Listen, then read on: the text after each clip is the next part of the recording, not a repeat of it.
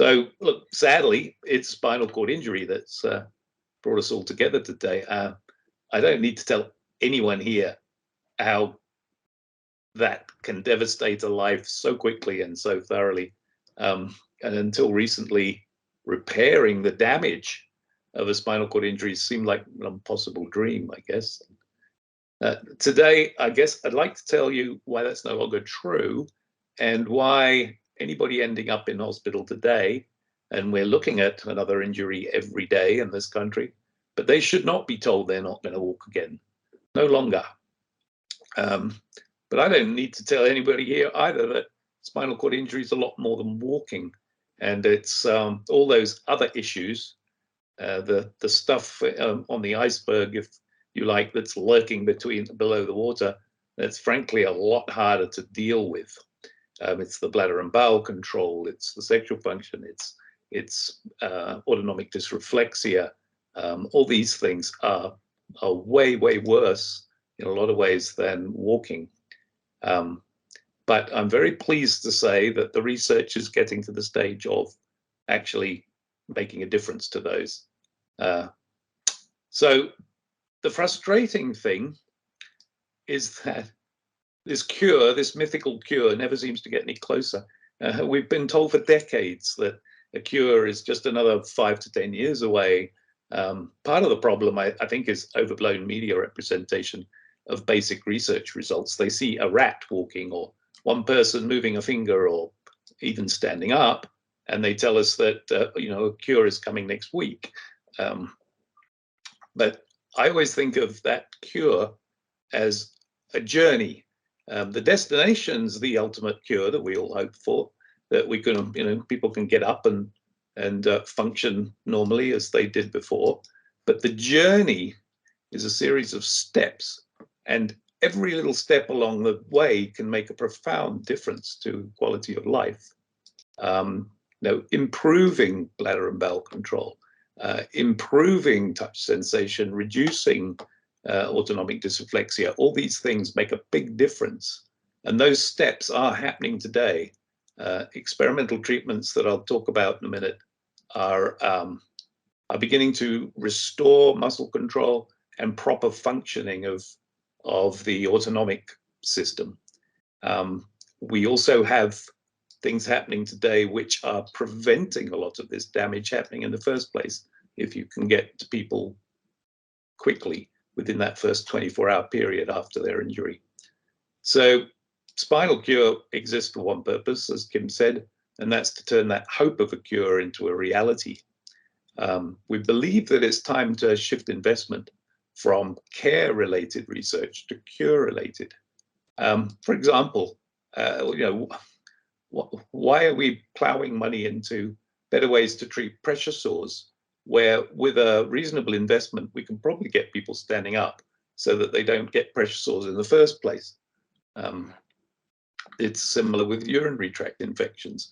Some of these neurostimulation treatments that I'll talk about are starting to really improve bladder function, but we are still spending a lot of money on diagnosing and treating urinary tract infections. Now, I don't want to belittle all those things. They're horrible, I know firsthand, but I think it's time that we start shifting that emphasis to cure-related research. Now, okay, so why is it taking so damn long? I'm going to see if I can share my screen now. So why is it taking so long? Well, 3 reasons, just to make it really concise. One, which one are we on? That one, yes. The spinal cord is incredibly complicated. And you think, the old days, everybody thought that it was just a bunch of wires transferring information between brain and body, like a bunch of cables under the road in the telephone system. But it's a lot worse than that. The more research they do, the more they realize that the spinal cord is actually an extension of the brain, and that it is smart in a way in its own right. So just from a purely practical point of view, even if funding was unlimited, unraveling this complexity. And I picked one picture from the results of one small experiment using a cellular intervention, just to show you what the scientists are dealing with and trying to pick out of these results. But it's going to take a long time, regardless of the funding. And, well, taking a long time is another thing. Clinical trials take an enormous amount of time, and these are essential for the safety and the efficacy points of view.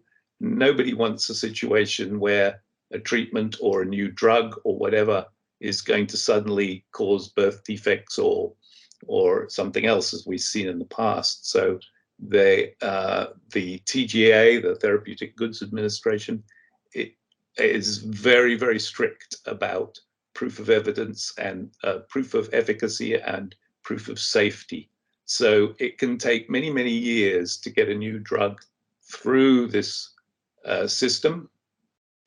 And once you've completed all these trials, which could take, about a decade, then you've got to apply for the permission to actually put this thing out on the market. Now, a lot of the things that I'll be talking to you about today, thank God, don't have to go through this complete system because they are not invasive. We're not putting drugs into people's bodies. There are ways of treating people which won't require quite such a stringent pathway. There are also drugs that are already approved for other conditions which are starting to have some effect. So third thing that is causing issues, of course, is funding here. It's very scarce. What's happening? But there's this dogma that still exists in government and other funding circles that a damaged spine is just too complicated to fix and that a cure is impossible. So what little funding is available is still poured into care-related research. On top of this, relatively small number of people affected. And so the focus of government on ailments that affect large sectors of the population, like cardiovascular, cancer, diabetes, that's their focus. My opinion is that the human and financial cost of spinal cord injury is all too often overlooked. But we are starting to change this. SpinalCure has been working hard to lobby government, educate them on the progress that's being made in spinal cord injury research and the need to shift that focus to cure-related research. In 2019, shows my age there, hey. 2019, we were successful in securing 15 million for research from the New South Wales government. Now, about half of this did go on cure-related research, but some of that is, I think, useful. I do bang on about cure-related research rather than care, but there are some things in there like pain, which I know is so debilitating for a lot of people that research into stopping that neuropathic pain, I think, is absolutely vital.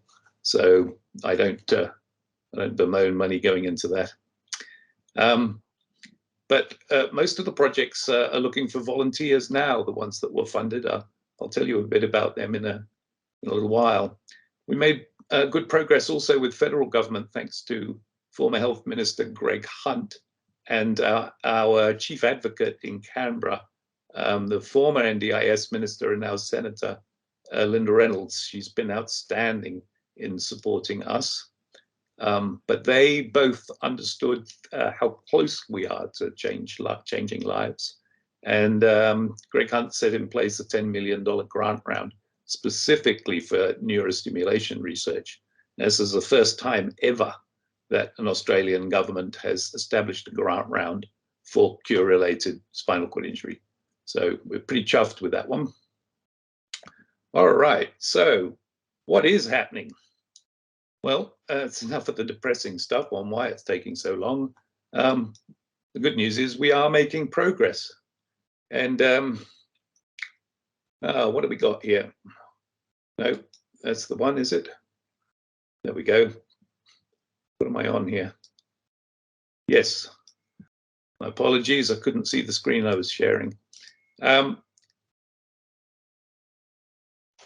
good news is, yes, we're making progress. 20 years ago, neurotrauma and spinal cord injury research was considered a dead-end career.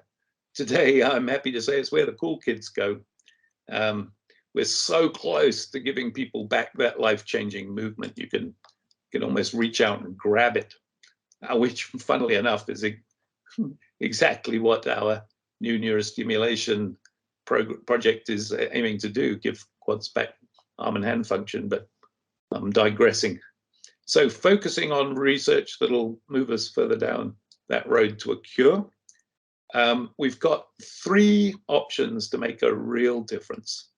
Now, strictly, I'll say there are 4, because the 4th one being better rehab, but I'm going to stick to the interventions at the moment, the research ones. So I'm going to deal with the hard one first, and that's the holy grail of being able to regrow neurons. Now, these being able to regrow those nerves across the break would reestablish full communication between brain and body. This is where things like stem cells come in. They've been much hyped, but are still some way off realizing their admittedly huge potential. But there are other ways of getting the central nervous system neurons to regrow, and these include biomaterial implants and drug treatments. The implants I'm talking about, some of these, they're actually taking 3D scans of the damage and creating a nerve guide, if you like, that's exactly the right shape to go in the damaged spot, and try and guide and promote the growth of nerves across that gap. On the drug side of things, one project that SpinalCure has been helping to fund for the last 10 years, led by our co-founding director, Professor Barry Bartlett at QBI, Queensland Brain Institute. That's him with his arms folded there. Marvelous chap. It's now culminated in a clinical trial of a molecule that does encourage spinal nerve growth. It's being tested in a phase 1 trial, just a safety trial, for people with motor neurone disease. They had loads of money, so it seemed a good idea to do the safety in motor neurone. Now, if these results are good, we hope to see it in a phase 2 trial for spinal cord injury, possibly starting next year. But as I said, that clinical trial process is expensive, and it's going to take many years. So overseas, there's more going on. For example, there are early phase 1 trials testing induced pluripotent stem cells. Now, these are cells isolated from patients' own body and reprogrammed into cells that grow into neurons. Now, the nice thing about this is doing it that way completely eliminates all those ethical issues that we saw a few years back with stem cells. There have been issues, though. Stem cells with these type of cells, if you leave just one cell undifferentiated, you run the risk of tumors, which of course nobody wants. So all the stem cell drug and implant approaches, yep, they're going to have to go through that clinical trial process. So, well, don't expect mainstream treatments anytime too soon. So next option we have to make a difference is right up front in new injuries. If in a new injury, there's the damage caused by an initial trauma. Not much we can do about that. I suppose you could try and keep car keys and booze away from teenagers. Good luck with that one.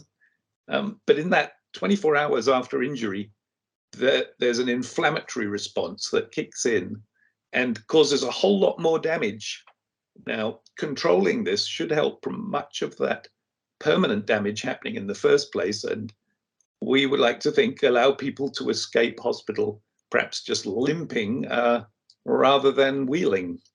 Now, we've been helping fund brilliant young scientist in the picture there by the name of Mark Rutenberg at the University of Queensland.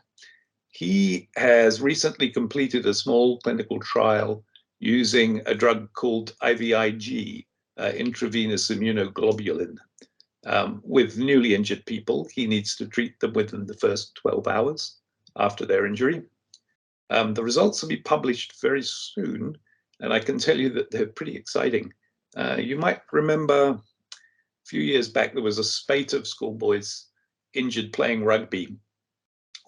Two of them were volunteers up in Queensland on the trial, and they were treated with IVIG shortly after their injuries, both completely paralyzed when they were admitted, and both actually walked out of hospital.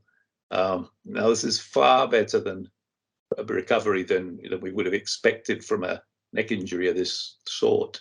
Statistically, we can't say that that recovery was a result of the drug, but look, if it increases my chance of funding, I'll happily suggest it was.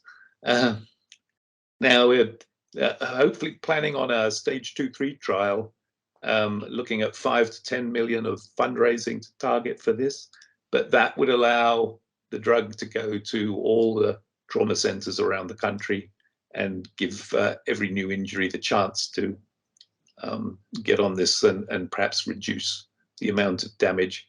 Doesn't work for everybody. Some injuries are just so bad that these drug therapies can't work. But for those who have the communal garden contusion injury, like so many of us, then yeah, they can make a big, big difference.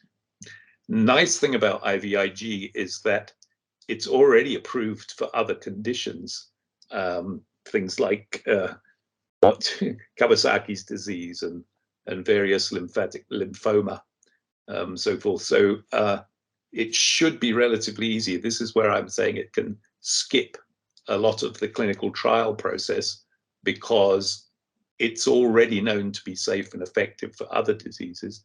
We just need to get it rebadged so that it's allowed for use in spinal cord injury. Okay, now the one in the middle here is the one I'm most excited about, and because it's where we're pumping all our money, and it's the one that's actually making a big difference to people like all of us who've been in wheelchairs for some time.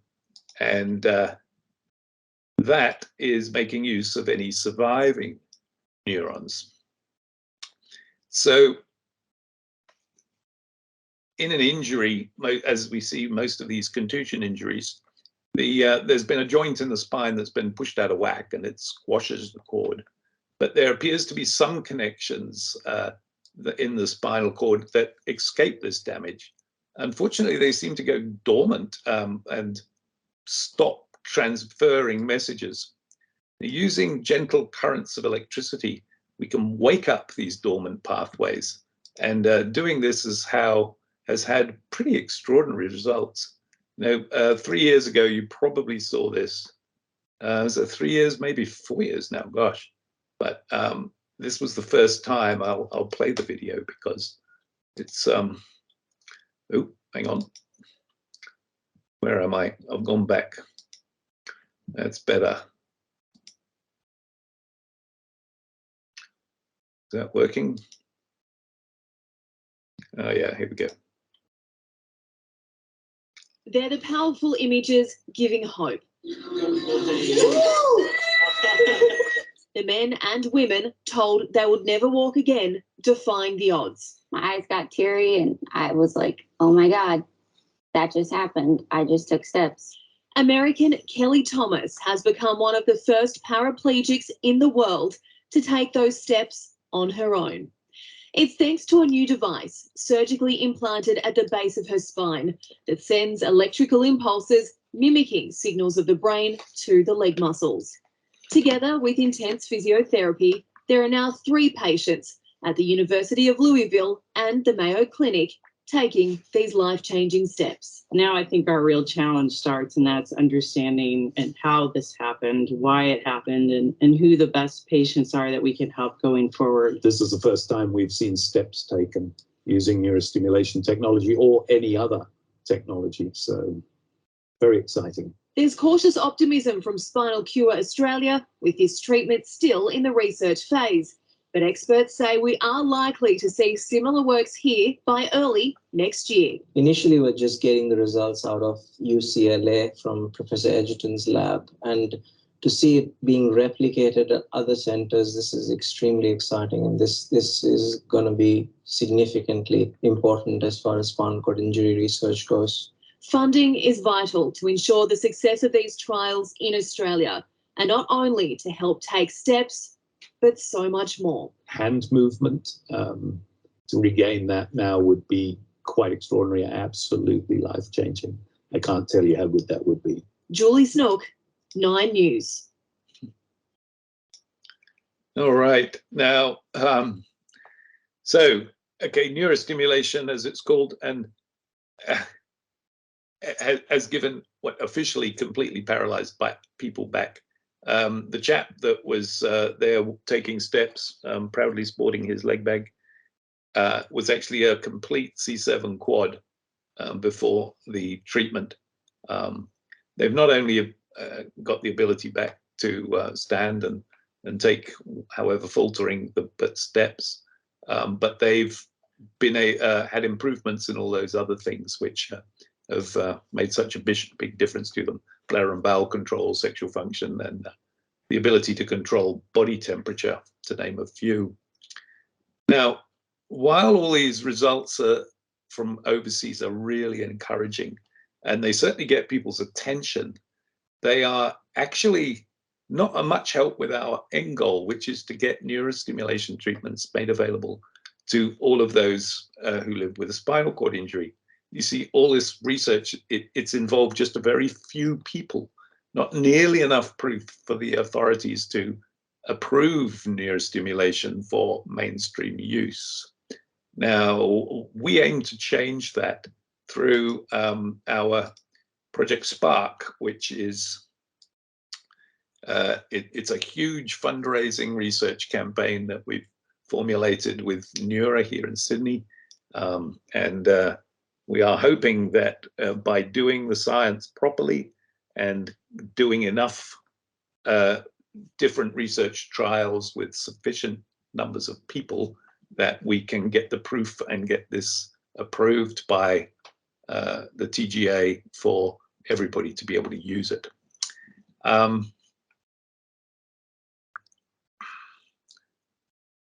One moment here, thank you. Okay, so the reason we've called it Project Spark is that Nature, the one of the most prestigious scientific journals, wrote a piece where it said that neurostimulation could spark a revolution for spinal cord injury treatment, hence the name. And we're pretty chuffed about that. Now, one of the big differences for what we're doing here is the video you've just seen showed people with these implants actually put in the epidural space between the bone and of your spine and the actual spinal cord itself. Now, that is a major operation, and it is very expensive, and it's not without its dangers. So it's actually being used fairly routinely for back pain, but there have been a lot of people with complications from this. So there is a much simpler method, which is eliminating these costs and dangers of surgery. And we're just using electrodes that are stuck on the skin. So this is much cheaper, much safer, and much easier to eventually distribute around the country. Professor Harkamer, who you saw actually in the first video there, she said to me that the using implanted stimulation was a bit like playing a piano. compared with stick-on stimulation was like playing the drums. Well, let's just go and bash some drums and help a lot more people in the short term, and then worry about playing the piano later, is my theory. So we've made a great start. Last year we kicked off our eWalk trial at Neura. This trial is testing the ability of this type of spinal stimulation to improve the ability of paraplegics to stand and walk. Now, standing and walking is a long way down the wish list, but it is the one that grabs the attention by the media, and it's the one that's easiest to get funding for. So I think I have a video, yes, of one of the eWalk participants. This chap's wired up and is on the treadmill there, getting assistance. This trial is open to incomplete paras. They need to have at least some flicker of movement in their legs, but not enough to walk more than 10 meters with holding onto parallel bars or a walker. So pretty disabled, but with that little flicker of movement coming through. So this was during a visit from the aforementioned, as she is, Minister Linda Reynolds, as she was then, who's been such a wonderful support for us. Duncan, yeah. we just had a question from Jerry saying, is this neurostimulation anything like the Autobox stimulating suit? No, the Auto stimulating suit stimulates muscles. We are stimulating the spinal cord. So Excellent. Instead of, a lot of you may have actually tried functional electrical stimulation, FES, where the electrodes are actually placed on your muscles. We are placing, and you don't get any control with that over the movement that's generated. It's all done through the computer interface or through the machine that's actually providing the electrodes, the electric current. What we're doing is waking up that spinal cord so that the brain can send messages to the body and vice versa. So this is actually requiring people to say, I want to walk, and think about it and actually take those steps for themselves. The steps aren't being taken for them by the equipment. The equipment's just facilitating, it's just providing the ability for the brain and body to talk to each other again.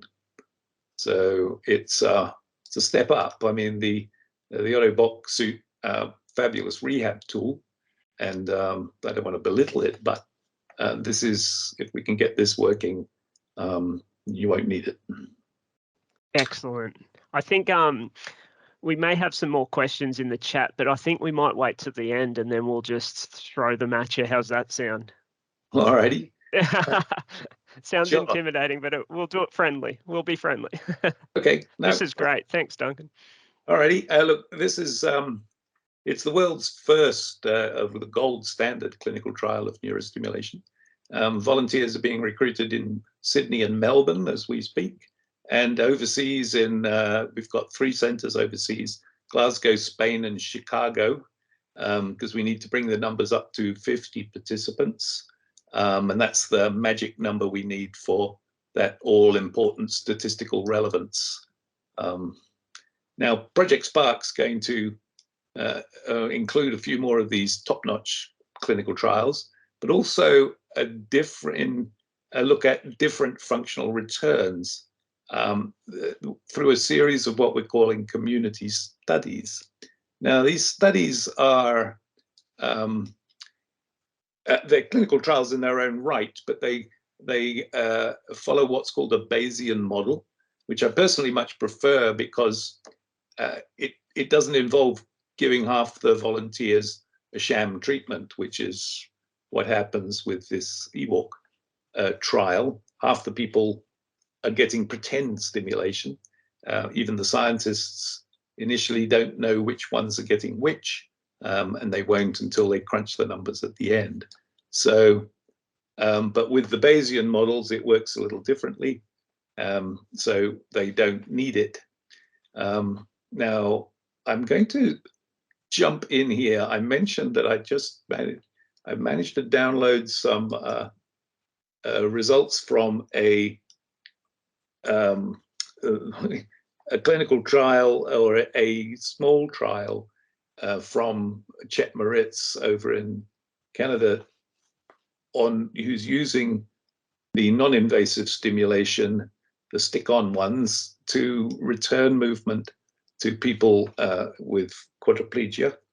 I'm going to play you, if I may. I hope this will work, because I just threw it in just before I came online. But take a look at these results here, just as a teaser. If this is working. Nope. Are we getting any vision there? Oh, that's annoying. Let me try the other one. Okay. You got it.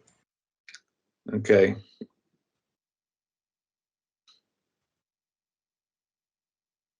So this is just, he's been training, but he's not having much luck. Put the stimulation on. And he's away. That's on the first day with turning the stimulation on. So I've got another one here.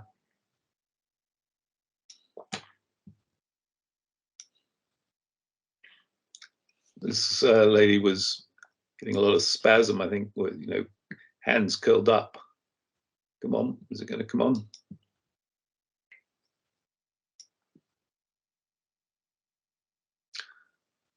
Anybody seeing this? Okay, baseline. So this is no stimulation.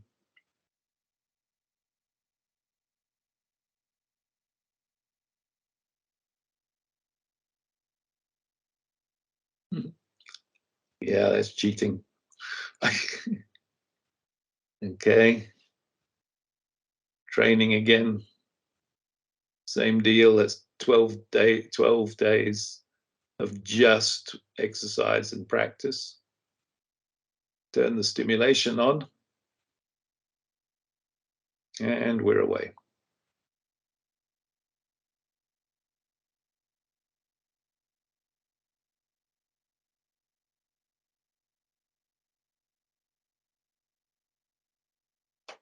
So, it's not a cure, but I don't know about you guys, but that would make a big difference to me.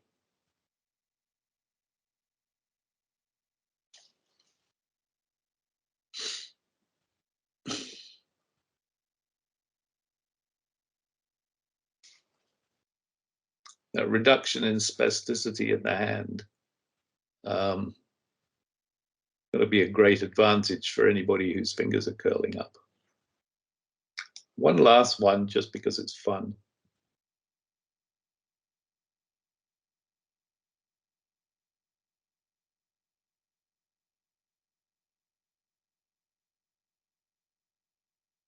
It's one of the chaps on the same thing.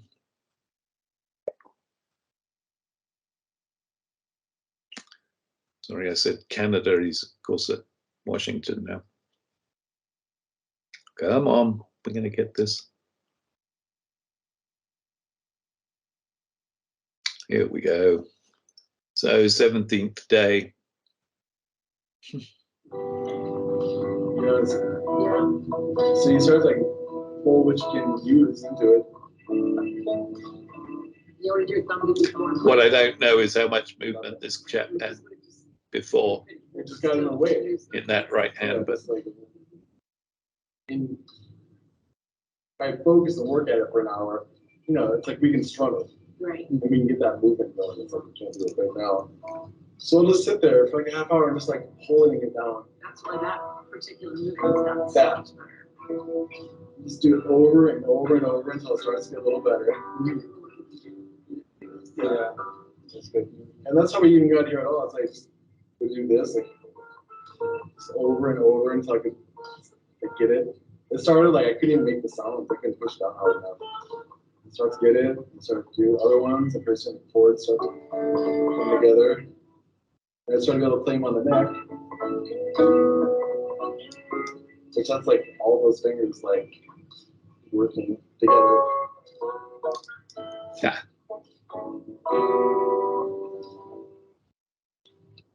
Okay, so yeah, things are starting to improve. Well,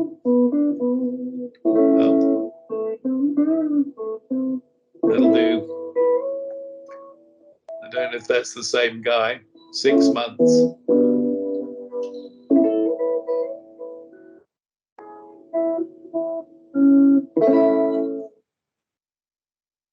He looks pretty happy.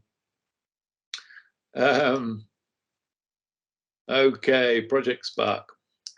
So, yeah, back to the community studies, which we're using the same technology there, which gave those results. So the stick-on patches, they, as I said earlier, we have partnered with Spinal Cord Injuries Australia and Neuromoves to make these possible, because we need about 75 volunteers for each study.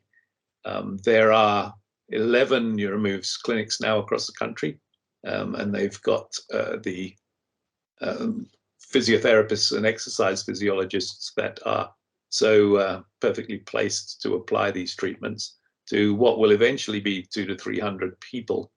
The studies are going to target the things that people want back most.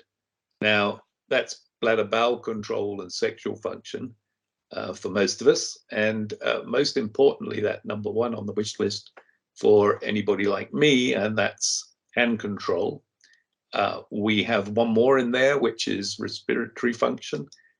Anybody who is needing a respirator would understandably, their top thing on the wish list would be able to breathe for themselves. So that will also be involved here. The arm and hand function is going to be first off the rank.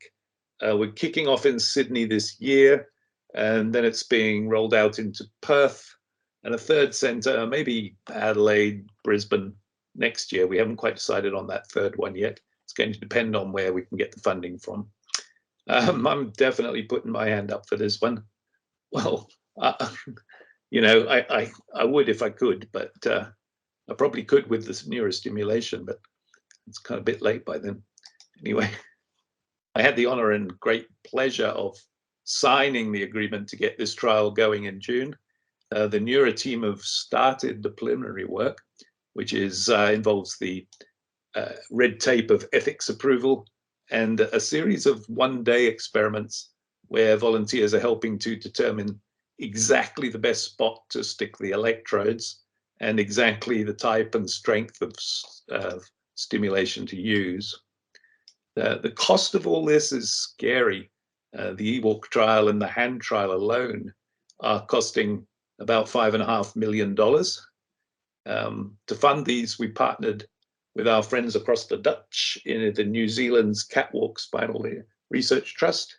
They're going halves with us. God bless them. And Spinal Cord Injuries Australia and Forward Ability Support, who were Paraquad until a few months ago, have put in funds too, and we're working hard to raise the rest. Project Spark in total for everything on the wish list has got a sort of $45–46 million budget over 5 years. I don't believe we'll need to do everything on that wish list to get approval for this treatment, but it's stuff that the scientists would like to do. We've got a comprehensive fundraising campaign targeting philanthropists, business, government. You know, SpinalCures are very small organizations, but we have big dreams and we're going to make this happen. I think for now, I'd like to just whiz through the other main cure-related projects that I'm aware of that are going on in Australia. And all of these are or soon will be looking for volunteers. So I guess the first question I'm going to get asked is, where can you sign up? What I think is probably best for me to do is create a list of these trials and exactly where to go to put your name down if you're interested, and get that distributed to everybody who's been on the call. So I will do that hopefully after the session today. So let's start first off with the two I've just spoken about. eWalk for standing walking is in Sydney and Melbourne. We're looking for incomplete paras, T2 to T11. Anything from a flicker of leg movement, as I said, to being able to take us a few steps, but not more than 10 meters, and at least a year post-injury. Project Spark's first community study there I'm letting it out where we're calling it Get a Grip internally, but it is just the first of Project Spark studies. It obviously needs quadriplegics. It'll be a few months before we know exactly who's eligible. We expect it to be enrolling in Sydney late 22, and then Perth early next year, and then another site or two in 2023 later on. So pretty excited about that one. Next on the list, and these coming up are research projects that were funded by the New South Wales government by the 15 million that we secured from them a few years back. So they were all delayed because of COVID. So anyway, up and running now. Professor Mary Galea, this one wasn't, this was funded by an NHMRC grant. And this one was in collaboration with the magnificent Reggie Edgerton. Reggie is the founder and the discoverer of neurostimulation as a treatment. Lovely bloke. He's well into his 70s, if not close to 80 now, from the University of California. They are targeting arms and hands.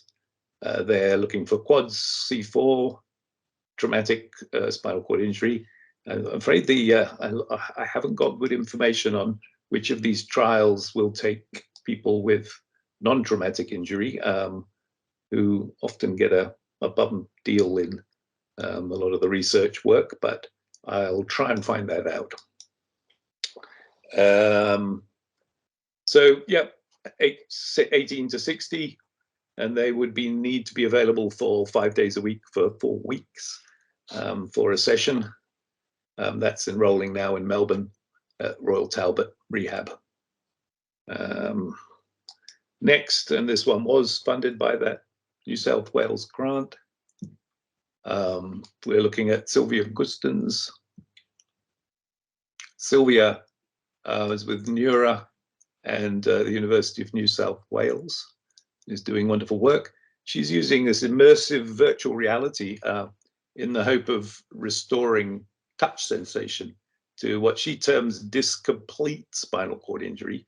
These are people who are essentially complete injuries. So no feeling or function below your injury level, but she's discovered that if you pop them in an MRI machine and touch their feet, the area of the brain that registers that touch lights up.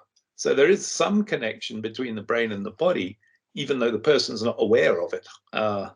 So that's pretty cool. They aren't calling for volunteers just yet, but are expected to do so real soon. Sylvia also has other trials in progress, such as I've put this one up. I mentioned pain before. That's another immersive reality one, virtual reality one, targeting pain. Although it's not in our wheelhouse at SpinalCure, really, so many of us suffer from neuropathic pain that there are projects that are ongoing that could help. Right. Now back to Neura again, Professor Jane Butler. She's one of the leading lights at Neura working on Project Spark. she won one of the New South Wales grants to develop an acute intermittent hypoxia treatment, which looks like in early experiments that were helping to restore function. It's essentially she's simulating repeatedly taking you up a mountain where the air is has little oxygen. The preclinical studies have been pretty promising. Neura's also submitted 2 neurostimulation related applications for the $10 million fund that we secured from the federal government. We'll know if they were successful in December. These will both run through NeuroMove centers across the country. And one of them will be testing a combination of this intermittent hypoxia coupled with neurostimulation. So it's going to be very interesting. Fingers crossed it gets funded. All right, the next. Again, a couple of honorary mentions for pain. Luke Henderson at UNSW and his team are looking at the mechanisms that cause neuropathic pain. And he's also looking at whether the non-intoxicating component of cannabis, damn it, called cannabis, I can never pronounce that, we'll just call it CBD oil, can normalize brain function, leading to reduced pain. I had fun recently getting wired up and stuck in an MRI machine by a PhD candidate, Rebecca Robertson, as part of this research. So, yep, there is a lot going on. Look, we never forget, today, like every other day, someone in Australia is going to end up having the worst day of their life and wake up in hospital paralyzed. But that, I think you'll agree with me after all that lot, that they shouldn't be told they're never going to walk again. Of course, we can't do any of this without the support of good people like you. So, well, thank you for listening to me. And please, yeah, fire questions at me. Excellent. I for one am so grateful for SpinalCure and all the work that you guys are doing, Duncan. So thanks so much for that. That was sensational. Does anyone have any questions for Duncan? We might just take 5 minutes here to ask him anything, if there is anything. We can use the chat. As I said, this meeting is being recorded, so if you're not comfortable asking your question out loud, just put it in the chat there. I'm just trying to work out how I stop sharing here. I'm not sure. It's all a new world to me as well. Here we go. I guess any of the information regarding trials and getting involved, we'll send that out in the meeting summary as well, so everyone can know all the information for that as well, which will be fantastic. But yeah, feel free to ask some questions if you have any. If you want to put your hand up, we can cut to you, or yeah, however you're feeling, really. Just lots of thank yous in the chat, I think, Duncan. Everyone's very grateful for that presentation and to hear that there is some real hope coming. Yeah. We've got a question from Dennis. Hey, Dennis? can you hear me okay? Can, yes. Yes, yeah. Thanks, Duncan. Very, very informative. I have a problem, though. There's nothing there I'm a T10 paracomplete. Fell off a roof, landed on my back, broke it 2006. I'm 75 years old. I was going to go across to, they were going to do some spinal trials for stem cell surgery using the placenta in Panama, because they weren't allowed to do it in America. But I was ready to go, but they weren't prepared to take me because I'm long-term, over 10 years injury. But I have followed a lot, and my question is regarding, I don't know if you've seen the thing by Elon Musk with the chimpanzee. Yeah, that's his brain gate thing. Yeah, where they gave him a plan, the game Pong, where you have and you move the thing across, and they gave him every time he did it, he got himself a hit of Treat. a smoothie. Then they took away the machine where he did it, and he did it with his brain. But it's amazing to see him sit there and with his brain just move that across. Yeah. The implant itself is about the size of the thumbnail. They cut out a piece of the brain, they stick it in there, and there's a little outside wireless battery. But and they put a link either side of the break in the spinal cord where they can it bridges the break.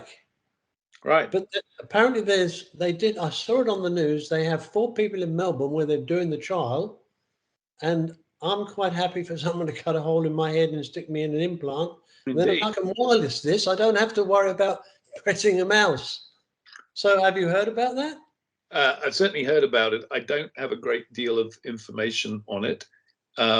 My question to the researchers there would be, is this just giving you the ability to control with your brain sort of functional aids like machinery or computers or whatever? Or is it actually able to improve the ability of the body to function, in that, are we seeing improvements in autonomic systems?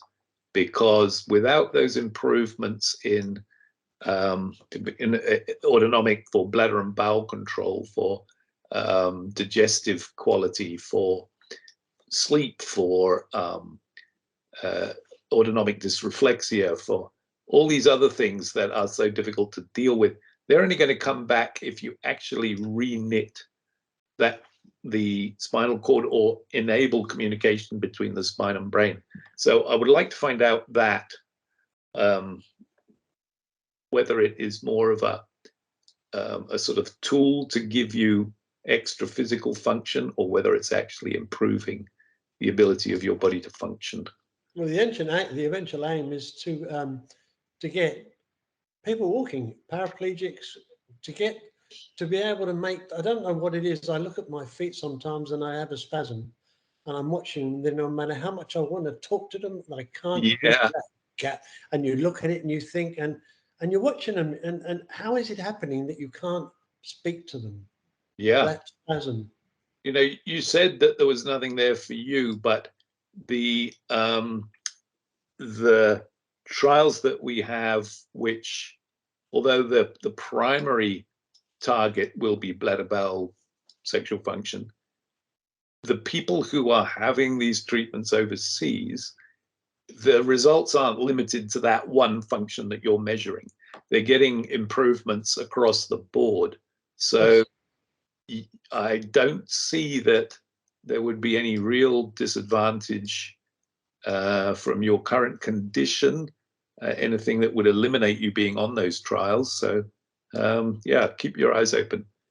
Age is like the one for Mary Galea. She did the cutoff point at 60, but I think that a lot of our trials that we're funding with Neura are going to be a bit more relaxed on age. So yeah, fingers crossed, something there that'll help you. But yeah, I must find out more about what Elon's doing. He's quite a bloke. I have a feeling that he's after Iron Man. Yes. But yes, who doesn't want an Iron Man suit? Absolutely, absolutely. I think we might just have time for one more question, Duncan. I'll go to the Sorry, chat. did I talk too long? No, that was fantastic. I think everyone's so thankful. I'm just reading all of the thank yous in the chat. So good to be able to be kept up to date with some of this stuff. It's sensational. Maruka said, thank you. Can nerve stimulation help complete spinal cord injury? Is there any trials? Because I think a lot of the trials were regarding incomplete injuries. No. Yes, it can. This is the thing that the 2 people who you saw walking in that first video from a few years back with the implanted stimulators, both of those were considered complete. I think one of them was Asia B, the girl. She had some feeling, but I believe the guy was Asia A. Now, this is what Sylvia Gustin discovered with her discompletes. About 50% of people who are clinically complete and Asia A are actually still have some connection there, which she can see in an MRI machine. So even though you're not aware of it, that touch from the foot is actually getting to the brain. It's just you aren't aware that it's happening. Now, it proves that there are some connections still surviving in the spinal cord across that break. And it's those that the neurostimulation is trying to wake up. And of course, there are the other things coming along, the growth factors and molecules that encourage regrowth of neurons, which are the ones that we have most hope for people who have severe injuries. Excellent. Excellent. Thanks so much, Duncan. Really appreciate that presentation. And I think I speak on behalf of everyone here that we're so glad that there's so much hope around. And yeah, some of this research sounds so promising. So thank you so much for giving that presentation today. My pleasure entirely. Thank you. Excellent. And are you comfortable if we maybe if you send through any details regarding trials and everything, we can attach that to meeting summaries and, sure. and maybe an email for yourself, a contact, if anyone has Not queries. Yeah. Beautiful.